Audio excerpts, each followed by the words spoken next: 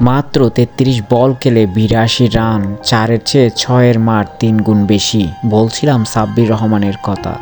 এলেন, দেখলেন, উড়িয়ে মারলেন আর ঢাকা ক্যাপিটালসকে বুঝিয়ে দিয়ে গেলেন কেন তিনি এত আকাঙ্ক্ষিত এবং কেন দর্শক চাইছে তাকে বারবার স্কোয়াডে।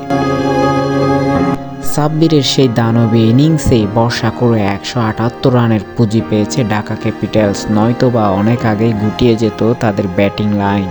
টি-20 ফরম্যাটে সাব্বিরের ১২০-এর কাছাকাছি স্ট্রাইক রেট, সেই সাথে প্রায় ১৮০০ রান ৯০ ইনিংসে।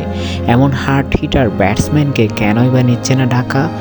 অবশেষে সাব্বির ভক্তদের এবং ক্রিকেট বোদ্ধাদের কথা শুনেছে ঢাকা ক্যাপিটালস, নিয়েছে সাব্বির রহমানকে, আর এসেই দেখালেন তার ক্যারিশমা।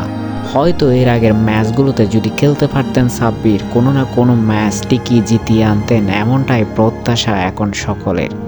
আজকে চট্টগ্রামের বিপক্ষে যখন ঢাকা ক্যাপিটালসের ব্যাটিং লাইন আপ তাসের ঘরের মতো ভেঙে পড়ছিল, ঠিক সেই সময়ে সাব্বির রহমান এসে তানজিদ তামিমকে সাথে নিয়ে বড় একটা পার্টনারশিপ গড়েছেন। ৯-৬-এ ৩-৪-এ ৩৩ বলে ৮২ রান করেই ক্ষান্ত হয়েছেন এই হার্ড হিটার ব্যাটসম্যান।